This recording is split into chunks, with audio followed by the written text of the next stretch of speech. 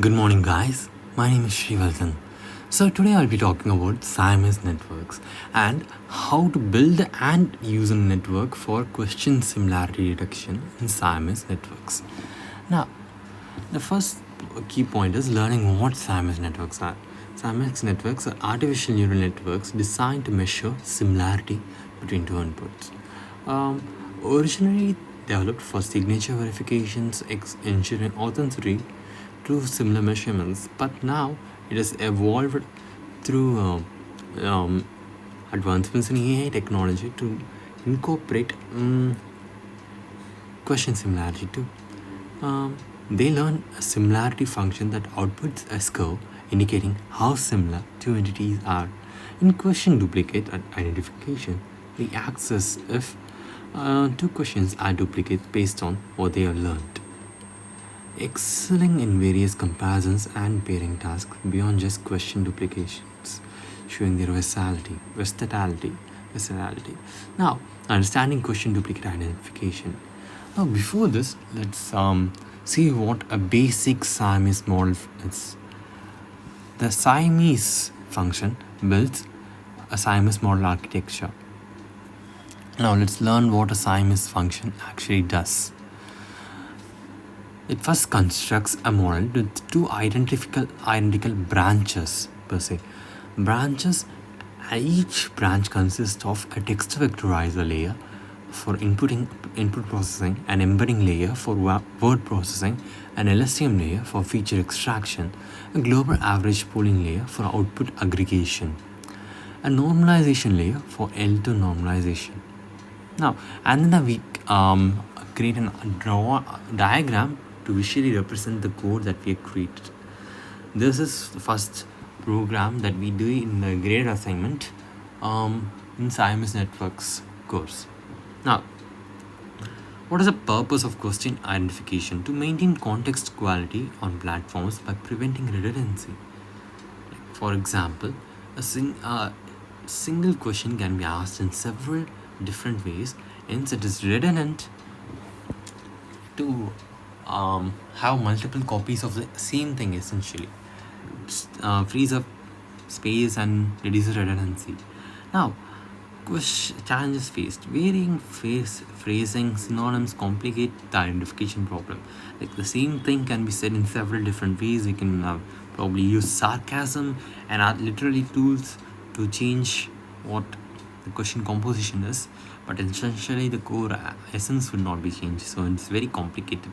Importance for platforms, essentially for platforms like Quora and Stack Overflow for user engagement, they need to group up similar questions because the answers will probably be scattered across several different questions, and if a person wants to access an answer to a single question, they have to go through several dozens of questions and compile all the answers, which can be an annoying process, which can be automated by using question duplicate identification. And the final thing is natural language processing. Natural language processing is obviously very crucial to first understanding what a question is and then finding similar ones.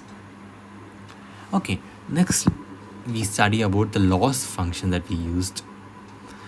Now, it calculates the triplet loss. Positive pairs are closer than negative pairs by margin.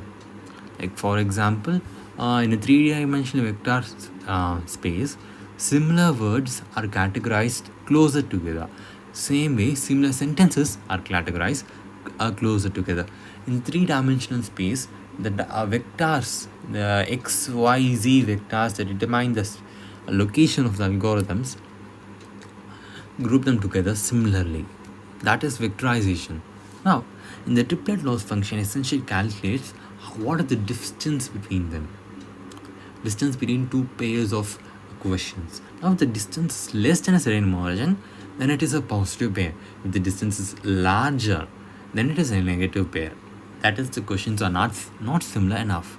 Now, the key step for this is to compute cosine similarity scores between vectors, extract the positive and negative similarities, calculate the mean and the closest negative scores, and finally computing the two loss components and sum them into the final loss, and then display the loss function.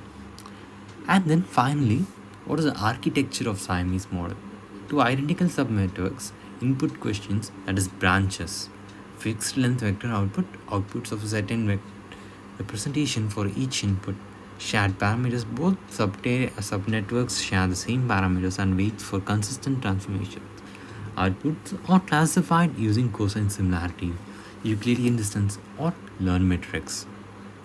Now, training the model. Data preprocessing for question pairs, essentially steps for effective Siamese network training, breaking text into individual steps of tokens which help in analyzing the structure and meaning of the text.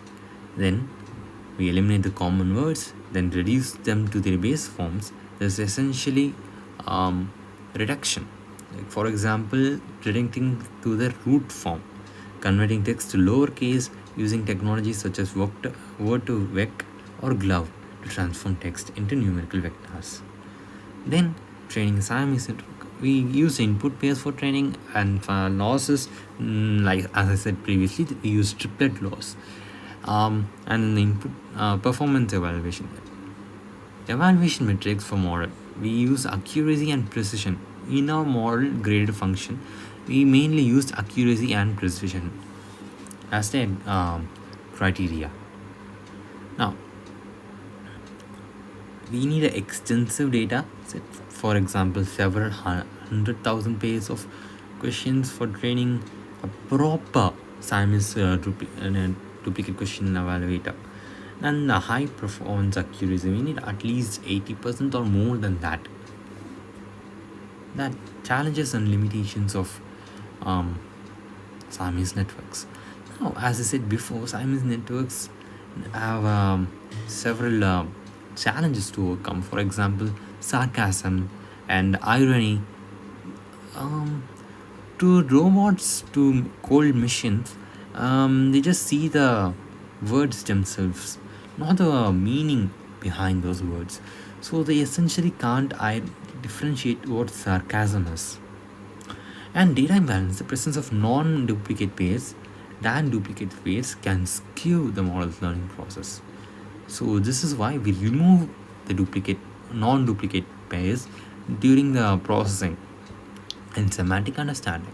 Semantic understanding, as I said before, the essence between the words, behind the words, irony, sarcasm, exaggeration, analogy, etc., etc., etc. And the computation cost is exceptionally high because we have to train them on exceedingly large data sets. Now, we saw the two functions that we did in the graded assignment, what is the Siamese function and the triplet loss function.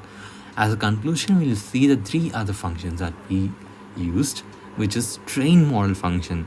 This train model function takes in the Siamese model, triplet loss, and the text vectorizer as inputs, and then initializes and compiles the fits the more triplet loss to the Siamese model, and then fits the input data and validation data, and finally it compiles the model.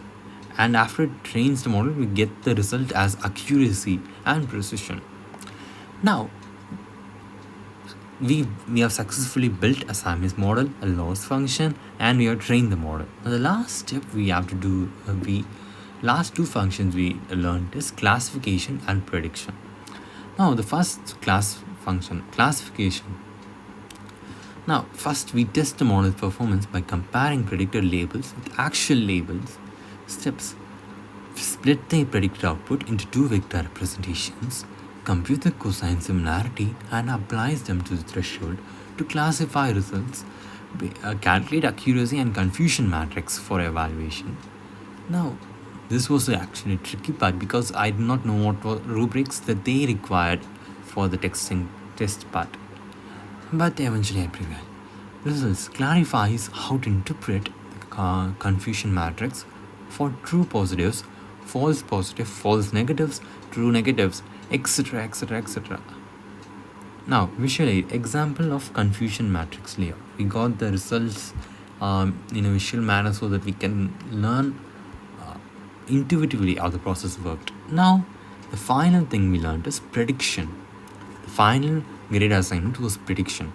Now, predicts whether the two questions are duplicate or not. Simple, right? It either gives a value as 0 or 1.